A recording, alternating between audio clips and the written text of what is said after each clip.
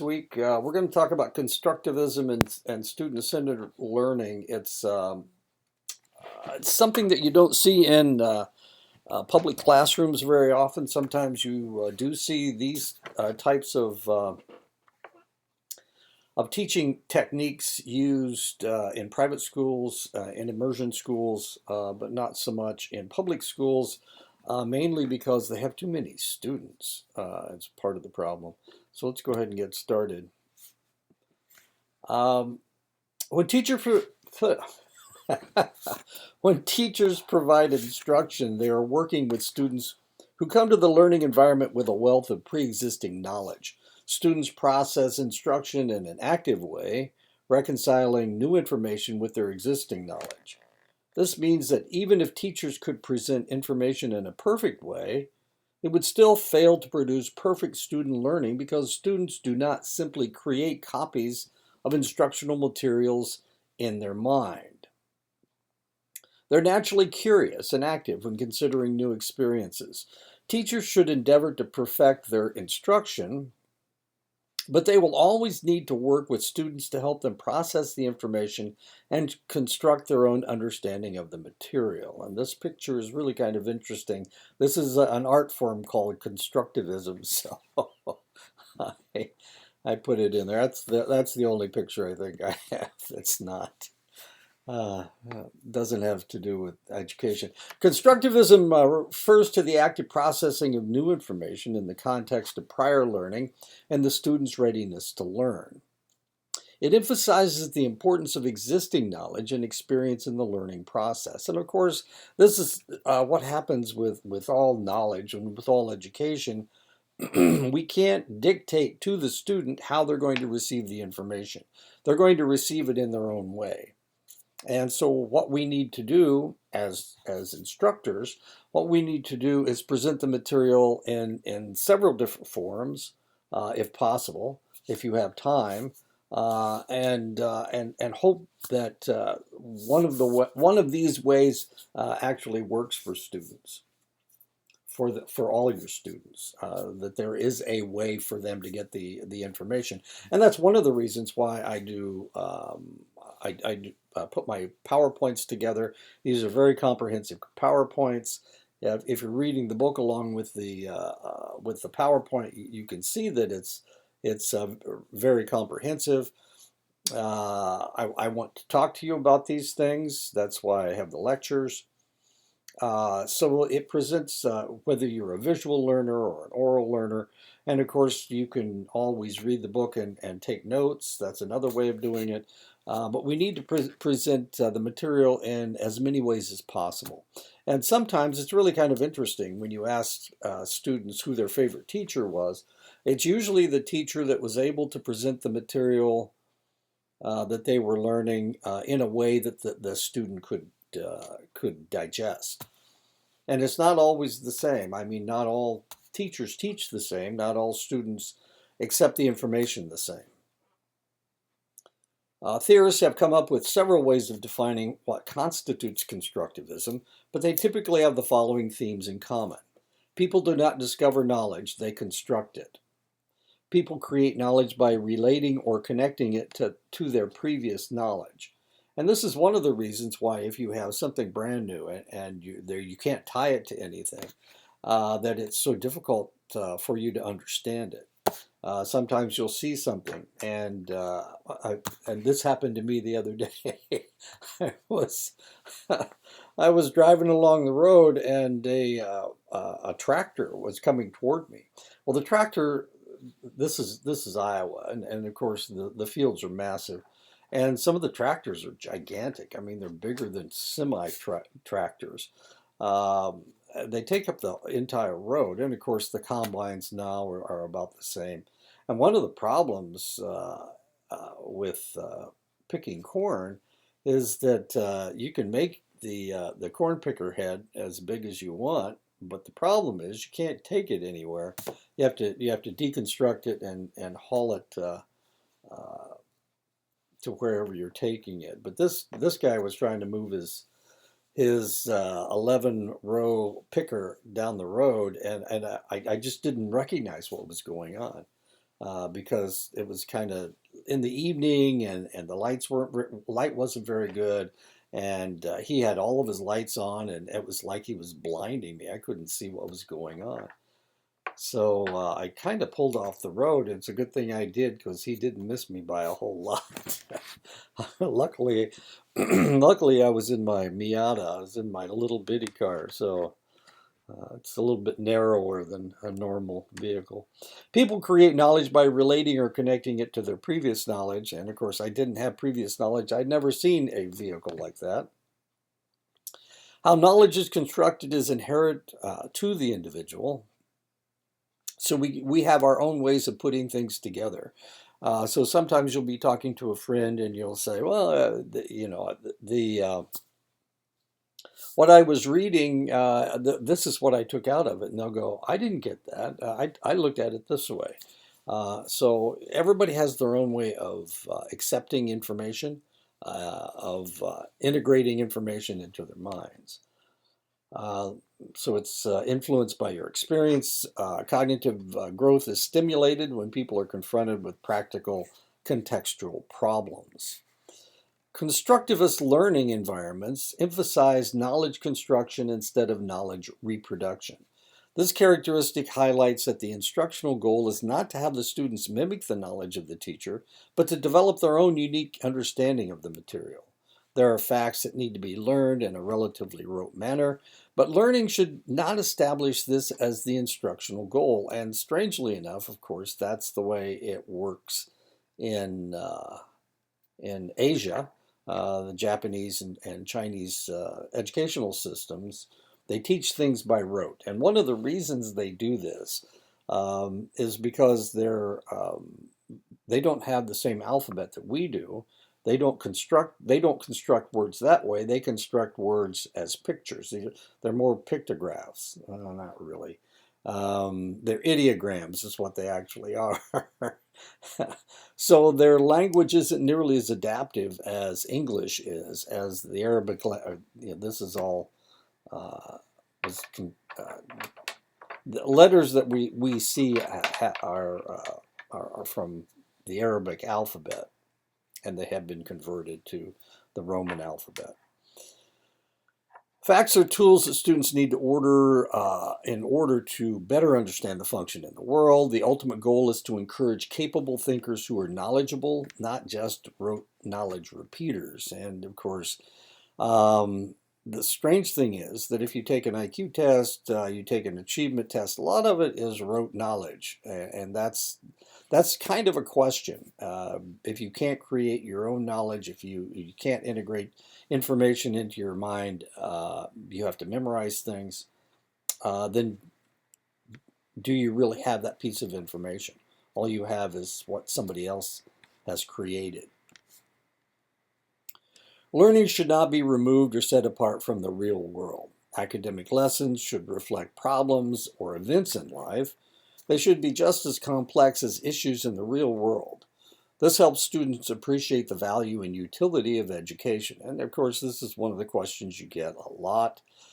You get questions as, why do I need this? I'll never use this. Why am I learning this? And so one of the things that you need to do is show the student that there is utility to all the information you're giving them. It creates an active and functional knowledge base. Constructivism underscores the importance of viewing knowledge and learning as dependent on a particular learning environment. Educational material is not an isolated commodity to be internalized irrespective of the learning context. What we learn is directly tied to how we learn. Educators need to pay close attention to how they build a particular learning context. It has a direct impact on how students understand the material. Collaboration is important to consider when educating according to constructivist principles. Collaboration is an important social dynamic, producing many unique and positive effects. As a tool to facilitate learning, the nature of how students collaborate will influence the way that they construct an understanding of the material. Students typically learn best when they collaborate in non-competitive environments with limited time constraints. This helps students use the supportive nature of working in groups more effectively. And we've got a 4-person with 4 legs kicking a soccer ball. Okay. Learning within the constructivist framework is by no means a unified approach to technique. It is more of a philosophical position rather than a specific pedagogical tool. Unlike other perspectives on learning, there is a continuum of opinion regarding how best to apply constructivist reasoning to a given learning task. Constructivists emphasize that learning is context dependent or dependent on the particular learning situation. Given the wide range of instructional topics, application of constructivist theory is necessarily going to vary widely. Constructivists believe that learning is a personal journey involving the active construction of knowledge. And a lot of this looks like mentoring. In other words, you're just dealing with one student. But the reality is you get a whole classroom full of students and you're trying to make contact with each and every one of them, not just, the kids in the front row.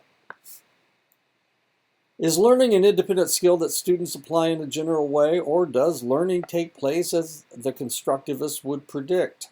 It is inherently situated in a particular learning. Is it inherently situated in a particular learning environment? Situated learning is the idea that learning is dependent upon the environment in which it takes place. Every learning experience evolves in a unique way out of the particular situation. The individuals participating in a given learning objective make up a community of learners. It is this community of learners that shapes the learning experience. Teachers can help promote learning within the community by encouraging active participation, collaboration, and respect for different opinions.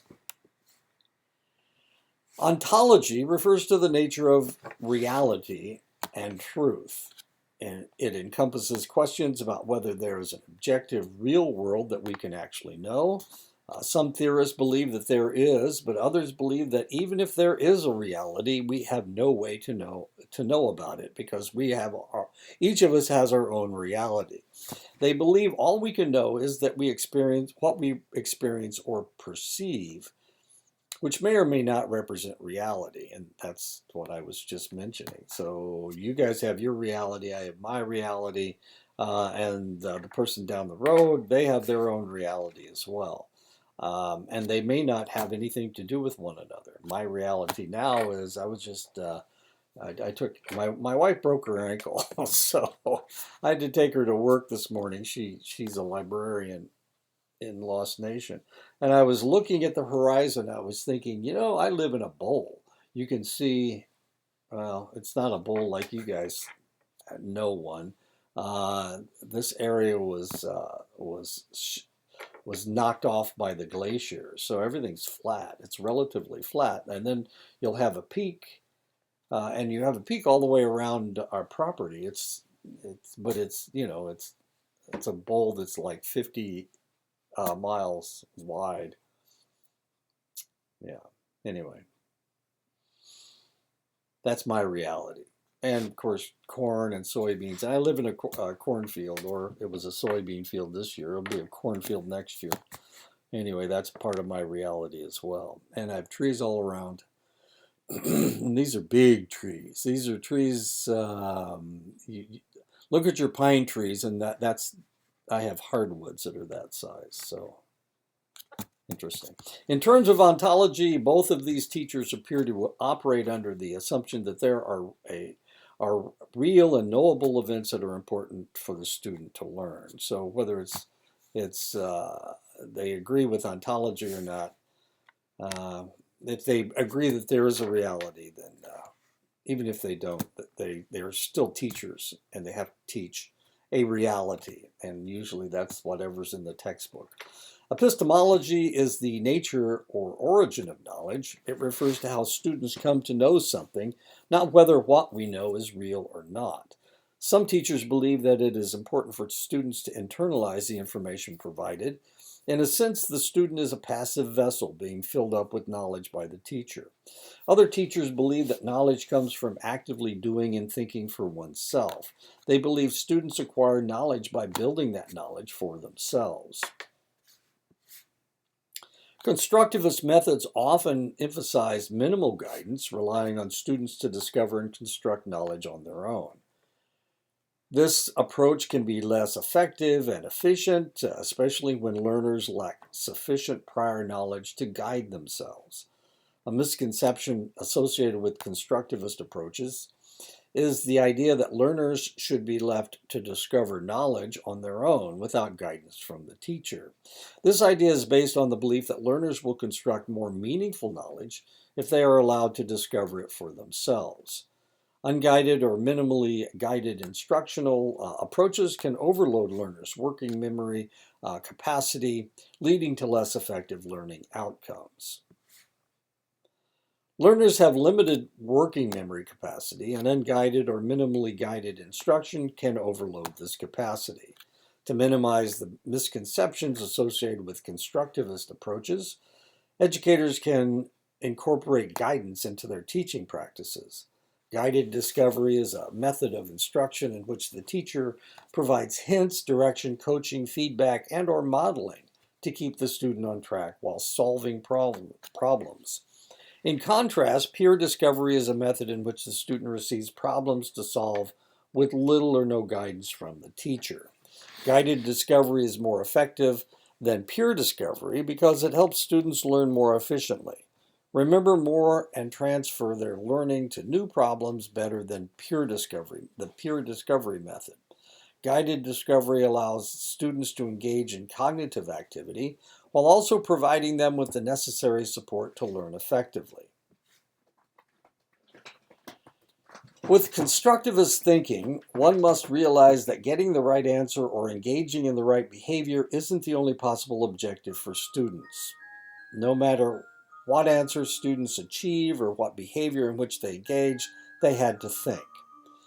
And that's what I try to do. I try to make you guys think. That's my aim in life is getting people to think instead of accept or, whatever. Think. We can help students examine the process of thinking. We can provide the necessary supports for students to broaden their way of thinking, which opens the doorway to new and inventive solutions to problems. This is an exciting opportunity and one long neglected in education.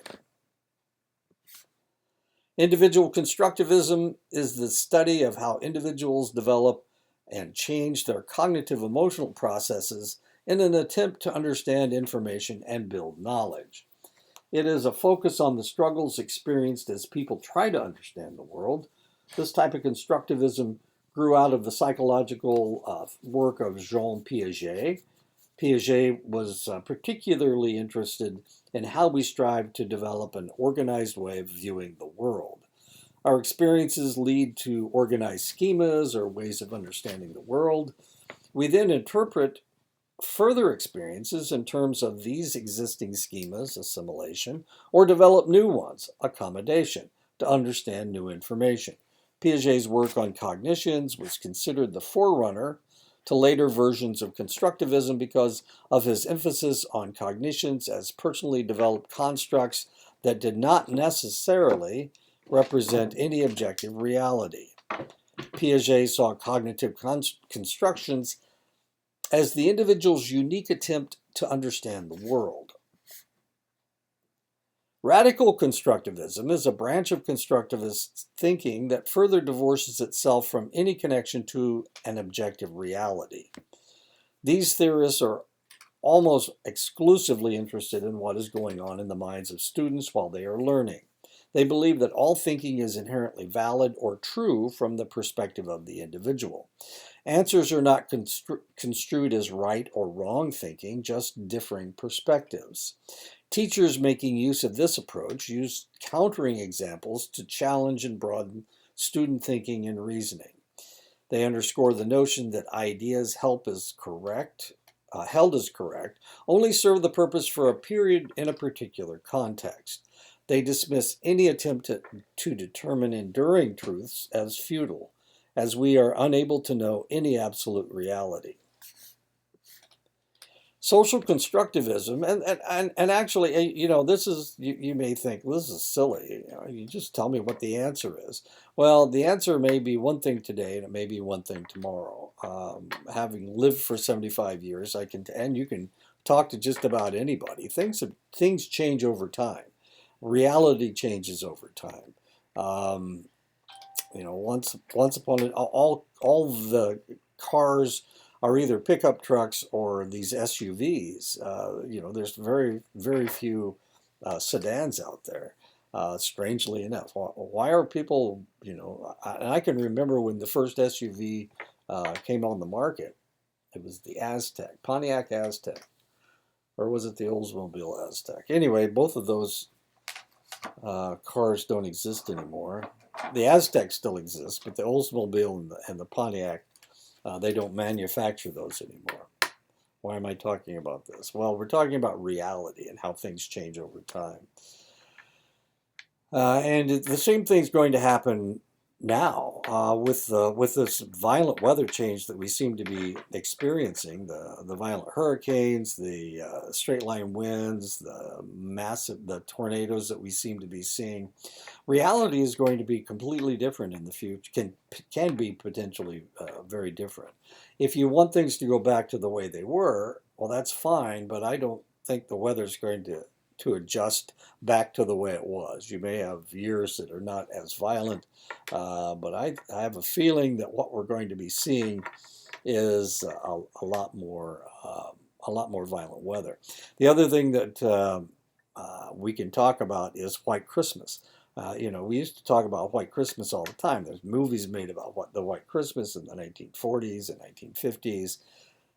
But people very rarely have a White Christmas anymore because of global warming, because things have changed. And this is the radical constructivism. Psychology changes. Autism used to be a very specific term. I was watching a debate the other day. They were talking about vaccines, and they were trying to prove the vaccines are what's causing autism. Well, what's the reason that autism has the number of people that have autism has increased isn't because is because they've changed the criteria for autism. Autism used to mean muteness. They were almost people that were diagnosed with autism were almost always mute.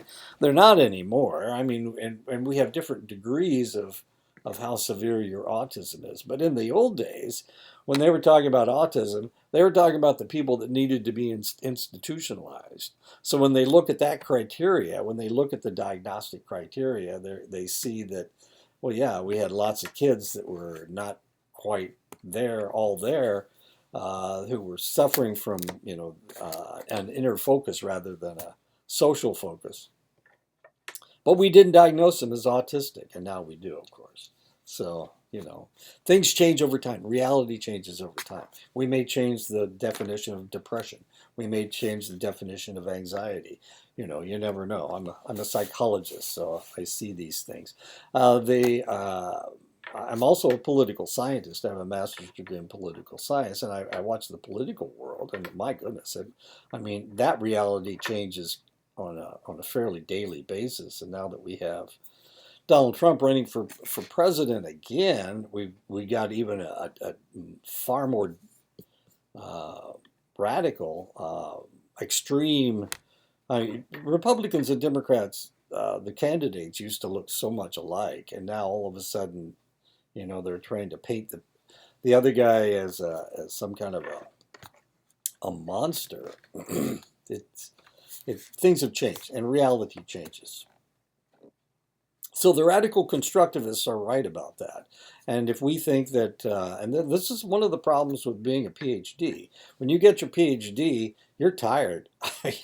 You've been working your butt off for the last 5 or 10 years to get your PhD.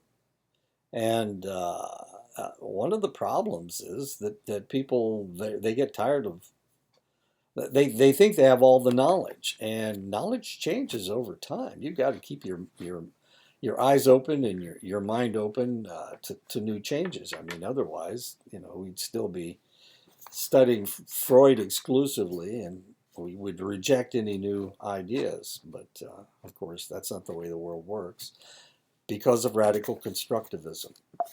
Whoops. Social constructivism emphasizes the process of individual internalization of psychological tools, language, problem-solving techniques, social skills through social interactions. Based in the work of researchers like Lev Vygotsky, social constructivism strives to understand how individual knowledge evolves from participation in the social life of society. As proposed by Vygotsky, individual thought is a secondary process derived from the primary process of social interactions. According to this school of thought, all individual thinking is just a reflection of the culture in which a person lives. Teachers typically do not embrace extreme social constructivist views, but merge their perspective with the psychological constructivists. They recognize the significant impact of a student's social interactions with peers, teachers, and parents on knowledge construction, but maintain the perspective that individuals use psychological processes in unique and inventive ways to construct their understanding of the world. And you're Dene, and Dene people are a group of individuals that have a specific culture, and you recognize that culture, and that's one of the first things you recognize, even when you're in school. Two things happen when you're in school. You recognize your culture, you recognize who you are. The other thing that happens is your peers, your friends become very important to you. Even if they're not friends, they are still very important to you. And the teachers come somewhere down the line. So the social constructivists recognize this. They recognize the fact that culture is very important. They recognize the fact that peer relationships are very important, and for that reason, they try to construct their means of promoting education with that in mind, with the understanding that you have these other things. And I was just thinking about this. If you think about your high school days, what is the first thing you think about? Do you think about your teachers? Do you think about calculus? Do you think about phys ed? What do you think about? First thing you think about are your peers, of course, and whether and I you guys talk about this, whether you got cultural training in your school or not. That's the things that you guys talk about. You don't talk about who your teachers were, and you don't talk about your classes. Nobody does. Do we remember that stuff? Well, it's in our brains someplace. But the most important thing is, yeah, I dated Charlie in when I was in the third grade, and I broke up with him in the sixth grade, and then we got back together when we were ninth grade. That's the kind of stuff that you think about. You think about your peers. Who were your friends? That's really important. And the social constructivists recognize that. Lev Vygotsky recognized that. But there was a reason why Lev Vygotsky, you got to understand, Vygotsky came out of Russia. And Russia it was a lot like the United States. They had all of these, but they weren't immigrants. These were groups of individuals that they had taken over, and so they had Uzbeks here and Georgians over here and different people who were different, just like in the United States. And what Vygotsky was talking about, he was saying that this is really important. The social aspect, Vygotsky's zone of proximal development, this has to do with the teacher needs to make a connection with the student and find out where the student is so that he can approach the student with the knowledge that best fits. And he was talking about a country that was not homogenous. It was heterogeneous, just like the United States is. We have all these immigrants coming in. We have native people, indigenous people, and people have to interact. And that social aspect is the most important part. And it really is. Even you think, all white people are the same. It ain't true. I mean, white people that are from France, I have one idea, and people from Germany have another idea. This is really kind of interesting because Dr. Russ is a Wisconsin German, and her ideas are very much different from me. I'm a I'm a Hoosier with French, German, and English ancestry, mostly English ancestry.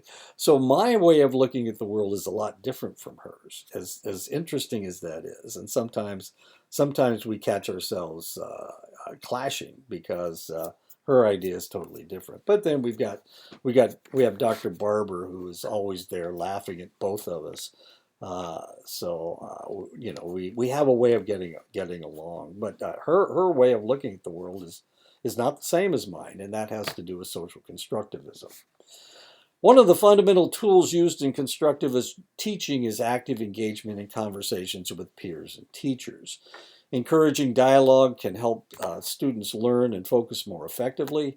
Historically, teachers have used some measure of classroom discussion, but often this is limited and only encourages students to guess what the teacher is thinking rather than thinking independently. And I suffer from this as well. I try to get students to guess what I'm thinking. Classroom dialogue can move beyond a limited scope. Students should use dialogue to explain lesson objectives, clarify confusions, and support conclusions. When structured appropriately, classroom dialogue can help students learn not only from the teacher, but also from their classmates. A broader range of dialogue allows students to challenge each other, clarify difficult points, provide rich, developmentally appropriate examples, and enjoy the process of learning. Teachers do not always have to be in the center of the conversational pattern. Often their role is more effective if they facilitate from the sidelines, providing support and gentle direction when needed. Teachers should also not hesitate to ask questions to which they do not know the answer. Watching teachers move through the process of learning and reasoning with the students is a powerful source of modeling. I'm lecturing and the dogs start barking. The dialogic teaching approach describes a classroom setting where the teachers and students make significant contributions to the discussion that helps to move the students' thinking forward. Under a traditional classroom setting, teachers typically construct closed questions where students are expected to competitively bid on who can get the correct answer. But in dialogic teaching, you're not looking for a correct answer. You're just looking for dialogue. Collaborative classrooms promote dialogue through effective communication and a value and respect for differing perspectives. Collaborative classrooms are distinguished by their focus on involving students in real-world problem solving in dynamic group interchanges. This approach helps students to link new information to prior knowledge, promoting learning. It should be noted that collaborative learning is often associated with cooperative learning. Cooperative learning is constructivist in nature, but has greater involvement from the teacher. Sorry, I needed to sneeze. Group interactions are a combination of peer-to-peer and peer-to-teacher. These collaborations are typically defined by 4 characteristics. The first of these 4 characteristics is sharing knowledge among students and teachers. Sorry. In the traditional classroom environment, the teacher is viewed as the holder of knowledge, which is imparted to the students. The information flow is unidirectional, going from the teacher to the student. Collaborative classrooms take a different approach. These classrooms view knowledge as a shared resource between the teacher and the student. Both possess valuable information. These classrooms build upon the unique experiences and perspectives of the students. This shared approach helps engage students in the learning process. When students are engaged, they are more likely to make important connections between their current knowledge and the newly presented information. They feel they have a greater investment in learning because they directly shape the learning environment. And that's what I try to create in my classes because I'm looking for information. I don't know. I'm not Danae. I don't have any. I do have clues, but I have some information. But you guys are the ones that give me all the information about your culture. Not only that, but I recognize that some people have different ideas about what your culture represents, which is just fascinating to me. Because sometimes I get the idea that the fifth floor thinks that there's only one way to do things, that it's monolithic. And I've had this argument with other, I've had this conversation with other individuals. I was talking to Dean Blackwater, Patrick Blackwater, the other day about it, about the fact that the fifth floor teaches the Dene culture as if it's monolithic. In other words, that there's just one culture. But the reality is that Dene people from the South have one way of looking at things. People from up closer to the Utah border have another way of looking at things. And Tuba City, with the Hopi influences out there, potentially they have another way of looking at it. Into New Mexico, you've got a totally different perspective. And the farther east you go, the stronger that difference is. Uh-oh, have I opened a can of worms? And this is what he said to me. He's a friend of mine, Dr. Blackwater. Dean Blackwater and I are pretty good friends, and so I can say just about anything to him. And he told me not to say that to anybody else. But I'm telling you guys because I see that. I see there being differences. The second characteristic of a collaborative classrooms is shared authority among teachers and students. Traditional classrooms have a rigid authority structure. The teacher chooses the learning objectives, provides necessary instruction, and selects assessment measures. Collaborative classrooms involve the students in each of these processes. Teachers share authority over the learning process with the students. Teachers and students collaboratively create learning goals. Teachers provide options for activities and assessments from which students can select. Students are encouraged to share their experiences with assessment activities and strategies for demonstrating learning. Involving students in this way not only helps them invest in learning, but also creates personalized assessments that better reflect individual student learning. The third characteristic of a collaborative classroom is the teacher as mediator. This is one of the most crucial factors in creating a truly collaborative classroom environment. This is because it directly impacts the typical way teachers view their role. Teachers who successfully transition from learning leaders to learning mediators are able to help students connect lessons to their own experiences in other areas. They help students when they're unable to progress by themselves. They also help them learn how to learn independently. An effective mediator is able to adjust the level of support depending on the needs of the student. Heterogeneous groupings of students is the final characteristic of the collaborative classroom. What makes collaboration uniquely effective is the process of bringing together individuals from all lifestyles. It is the varied and unique experiences that help bring a rich source of ideas to a group dynamic. The effectiveness of collaborative techniques is sharply diminished when students are grouped based upon their similarities. Although there is a certain logic to grouping students that learn in a similar way or have special needs in common, it makes it difficult to grow from the wealth of information students from diverse backgrounds bring to a learning task. And a good example of this is the movie The Breakfast Club. All these people none of these people have anything to do with each other, but by interacting, each of them grows and changes. And it's a movie. Collaborative activities can help bring focus and engagement to a lesson. Experimenting with actual applications of a particular lesson gives students experience with using knowledge and better integrating it into their existing knowledge base. Discovery learning is a learning approach of focusing on active hands-on learning supported by instructional guidance. In terms of defining discovery learning, researchers have identified three primary characteristics. Students explore and problem solve in order to create, integrate, and generalize their knowledge. The environment encourages student-driven, interest-based activities in which the student determines sequence and frequency. Activities are created to encourage integration of new knowledge into the learner's existing knowledge base. And I was just thinking about this. I mean, I think about this from time to time.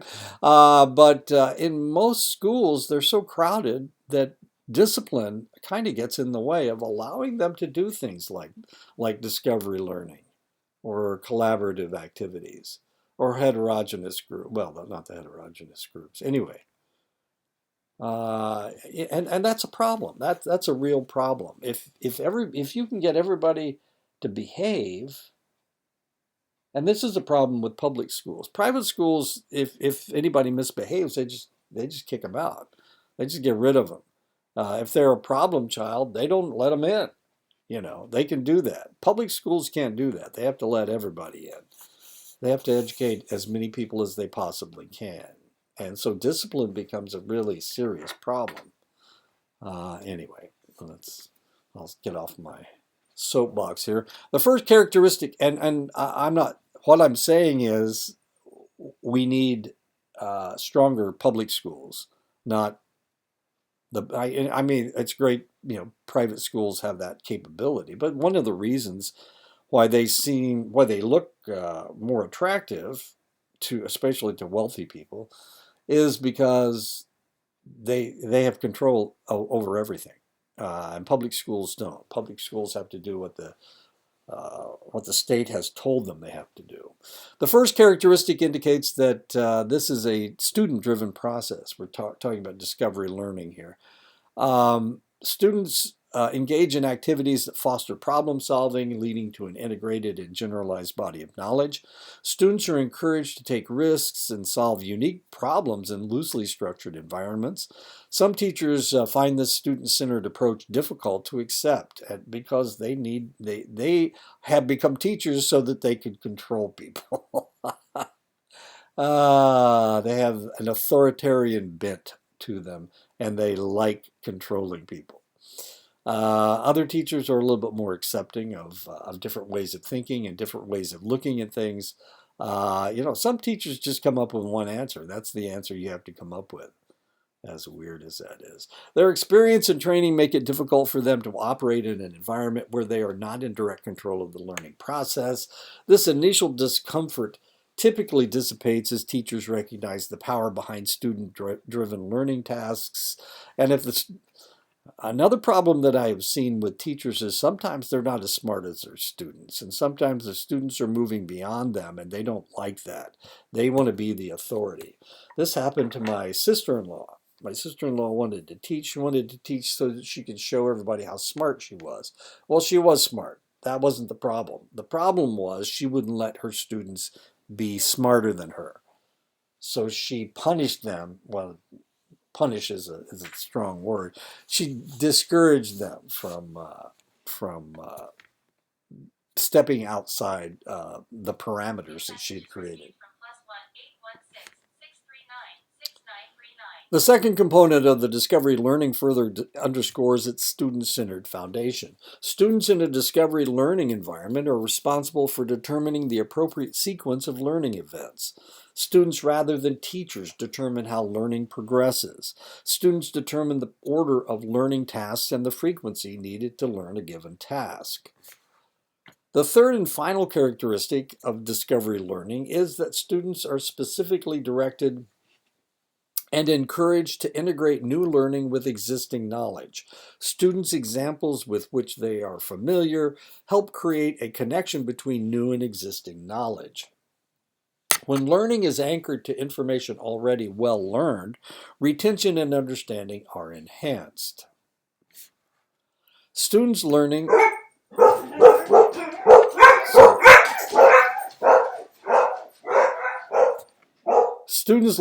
using discovery learning develop The necessary skills. Oh, jeez, what the world's going on?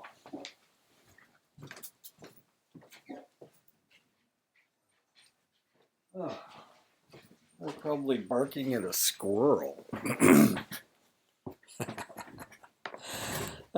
Students learning using discovery learning develop the necessary skills to analyze their own thinking. And this is, of course, known as metacognition. These are extremely useful, lifelong learning tools, understanding how you think. They are also highly motivating and help motivate students to maintain appropriate levels of engagement. Not all researchers or teachers believe in the merits of the discovery learning approach. Teachers often avoid using discovery learning for varied reasons. They are concerned that necessary course content will not be covered, that it will require too much preparation in class time, and that class sizes are often inappropriate, either too large or too small, for the approach to be effective. And this is the biggest problem. Teachers don't want to do this because it takes time. They don't want, they want to give the same lecture every year. That way they don't have to think too much.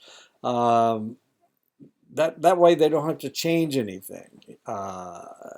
It takes too much preparation time, takes too much class time. And of course, now that we have all these laws and we have these tests that people are supposed to take in various states, they have to teach the test. They have to teach. They have to get through all that material. That's the problem. Time. Some researchers find that teachers are inadequately prepared for discovery approaches, leading to inappropriate tactics. The other problem is, and I'm going to attack a whole branch of academia now, is that education departments teach people how to teach. They don't teach people their subject. And people need to be specialists in their subject. And I've talked about this before. I think I talked about this before. My son was a math major, and he went into a new school he'd never taught before. He became the head of the department by default because he was the only one that was a math major. Everybody else just taught the textbook. They only knew one way to show anything. And if a student asked a question, they'd have to run to Chris and ask him, well, how do you do this? This isn't in the book. And of course, he's a math major, so he knew how to do all that stuff. And it was easier for him to teach because he understood how people's brains worked and how they put numbers together. And the other teachers, they told you there was only one way to do everything, and that's the only way you could think about these numbers. It's really kind of fascinating. But we have the same problem in English. We have the same problem. Yeah, but this is really kind of interesting because when I was in high school, we had an English teacher that came in who was actually an English major, and she had us read a whole different set of books. And I'll tell you what, that just opened my eyes to what literature was all about. Because before you read the textbook and you read, this book, The Great Gatsby. That's all you read.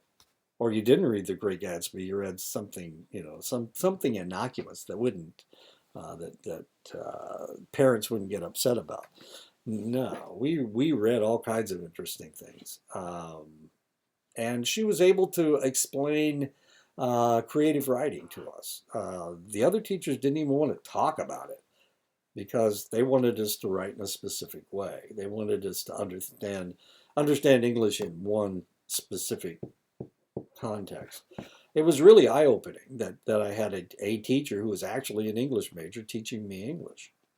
It was totally different from all the other English teachers at the school. And she lost her job fairly quickly because the other teachers didn't like it. Anyway, they advocate for more direct instruction and discovery techniques before actual classroom application. And some instructional suggestions for planning discovery learning experiences include the following. Oh, I shouldn't have put that in. Inquiry-based learning is an approach to learning that is centered on the scientific investigation of a particular issue or project. It is grounded on the social and learning ideology of constructivism. Inquiry-based learning actively involves students, encouraging them to formulate questions, conduct broad investigations, and build new understandings, meanings, and knowledge. It is often viewed as a cyclical investigative process involving problem identification, uh, investigation, and reflection upon results. Inquiry-based learning.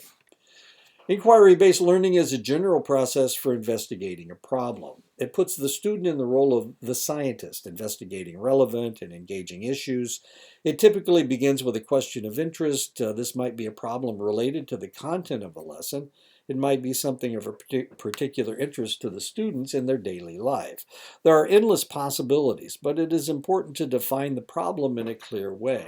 The second step involves the development of a hypothesis or an educated guess as to the outcome of the problem. The hypothesis should be as specific as possible so that it is clear what needs to be investigated. And this is the biggest problem that students have when they take research methods, and we're trying to get them to write we're trying to get them to come up with a research question. They have these general ideas, but you need to be specific so that you can measure it. Everything has to be specific. We need to know exactly what you're looking for, not some general, all white people are ugly. That's too generalized. You have to say all white people that teach at a college are ugly or whatever, and line them up and say, oh no, that one's not too bad looking. But that Bradway, we'll put him all the way to the end. Man, he's a dog. The next step is to gather evidence. This may involve experimentation or administration of a simple survey. Students should seek the guidance of their teacher whenever collecting data from people to make sure that they are in compliance with school rules regarding research. After data is collected, students get to analyze the results. At times, students find this part of the process daunting. Properly framed analysis can be the most exciting part of the process, because you had this hypothesis and now you're trying to find out if that hypothesis is actually true as far as the data is concerned. It is like finding out the ending of a good mystery story. Once students have their answer, they need to reflect on the original hypothesis. Research has suggested that implementation of inquiry-based principles can help students become more creative, positive, and independent. And if you were thinking about it, that's the scientific method is what the inquiry-based learning is all about. That's a scientific method. Creating a hypothesis, testing the hypothesis, analyzing the data, and then coming up with a conclusion. Research has also shown that students improve academically during inquiry-based learning projects. Inquiry-based projects help students develop skills to deal with real-life problem solving, shaping how they search for solutions. They learn how to deal with problems that do not have clear solutions. They also develop respect for challenges to their way of thinking. And of course, one of the problems we're having now is that all you do is Google it and you get the answer. Well, sometimes Google doesn't have the right answer, and certainly doesn't have the right answer for the Navajo Nation. I can tell you that because most of the solutions are not Dene-centric, are not focused on indigenous people. Problem-based learning is a student-centered technique based on constructivist principles that typically help students use self-directed, group-based learning to work through real-life, open-ended problems. It is typically used to help students work through problems that have direct impact on their daily lives. Using this approach, students become skilled at thinking for themselves and working through real-life problems. The problem-based learning process usually begins by presenting students with a problem. The problem should be relevant and meaningful to the students, something from their everyday experience. The teacher plays a more active role in the problem-solving process. As students gain more experience with the approach, the teacher's role changes to that of the facilitator. Problems also become increasingly complex, better mirroring problems in real life. It is important to recognize that this approach is different from traditional instructional models. Um, uh, Dr. Barber was Professor Barber until about 6 months ago. He got his doctorate of psychology. Um, he was working on missing and murdered women, indigenous women, and we approached the problem from the problem-based learning. You know, he, of course, that was his idea. He came over. We brainstormed it, and we did all of these things. We did all these things. How in the world? How can we help? What can we do to solve this problem? The problem is that women are disappearing off the reservation. It's more serious. Well, we won't go into that. It's a lot more prevalent up in Canada, but that's neither. You know, it's a problem. It's a problem here as well, and so we need to look into these things. And we problem solved it. We brainstormed it. We looked at solutions. We looked at ways that we could take care of the problem, the best way that we could take care of the problem. And I think his final solution was to create a task force, um, a, uh, a task force that not only involved law enforcement, but it also involved social workers. It also involved individuals that could interact with the community. I mean, if you just bring in the FBI, you're not going to get any answers. Problem based, so it needed to be a task force headed by potentially headed by the FBI, but also with Navajo Nation police and social workers and psychologists and whatnot. Problem based learning differs from more traditional forms of instruction in that students decide what knowledge is needed to address a given goal. In traditional or subject-based earning models, the teacher provides students with what is important to know. Both approaches have appropriate applications, but problem-based learning reinforces skills needed for students to solve problems for themselves. Problem-based learning has been used for a variety of learning objectives. Regardless of the particular learning goal, problem-based learning approaches share the following common set of characteristics.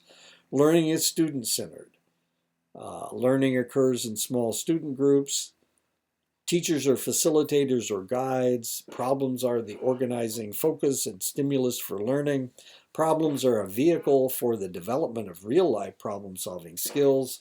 New information is acquired through self-directed learning. Problem-based learning is problem-oriented and self-directed. Through small group interactions, students determine the nature of the problem and how to generate solutions. Teachers help students move through the process of problem solving rather than providing answers. A fundamental assumption of this approach is that the skill of problem solving is itself just as important as a solution to the problem. So whether you come up with a solution or not, it's the fact that you have been brainstorming, that you have come up with your own ways of dealing with things. Research has found problem-based learning has a positive impact on academic progress.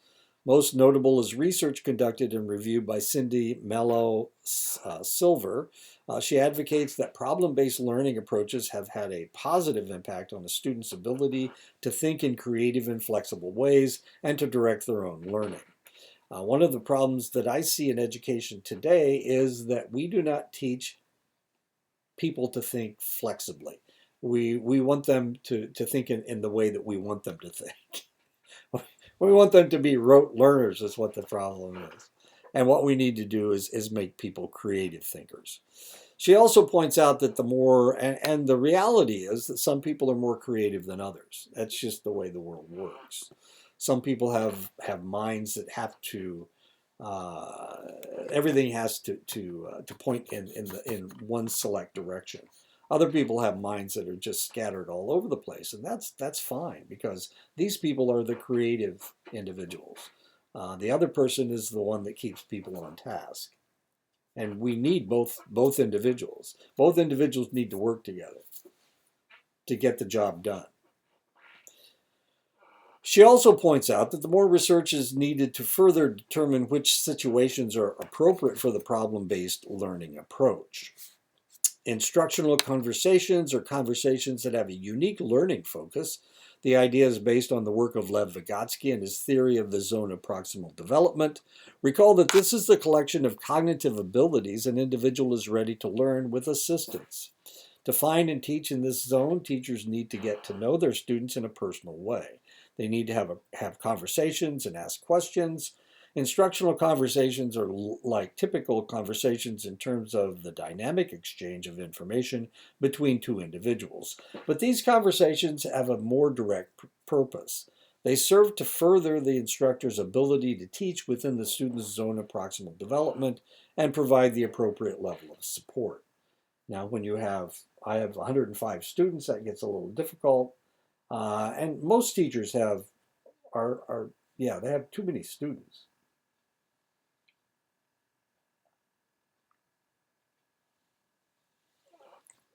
What tends to happen is you start mentoring select students. And they're usually your favorite students, or the students that want to come and talk to you. The amount and type of, and not everybody does want to talk to you. Not everybody wants to talk to you. The amount and type of support needed to learn varies and is referred to as scaffolding by Vygotsky. Appropriate levels of scaffolding give the student the necessary background information and support to learn without providing detailed step-by-step instructions. The student remains in the active role of learning, with the teacher providing necessary guidance. As an approach to instruction and learning, instructional conversations are consistent with all the other constructivist approaches that we have reviewed. Instructional conversations are not lectures and do not involve a one-way flow of information from teacher to student. They are genuine dialogues where each participant conveys novel and important information to the other, and the respondent is reflective and sensitive to the information presented. As with the problem-based learning and inquiry learning approaches presented earlier, these instructional conversations aim to help students develop their ability to think and reason. They help to move students away from relying on the teacher to solve problems. It may seem that these conversations are highly structured and take considerable planning on the part of the teacher, but it is actually quite the opposite. Some of the most effective conversations happen at unstructured times between classes, during lunch, after school, or during extracurricular activities. They also take place beyond the boundaries of the school, in our homes, workplaces, and at recreational times. And that is the end of the chapter, which is good because I have to go pick up my wife. Wait a minute. There we go. Okay, I'll talk to you guys next week.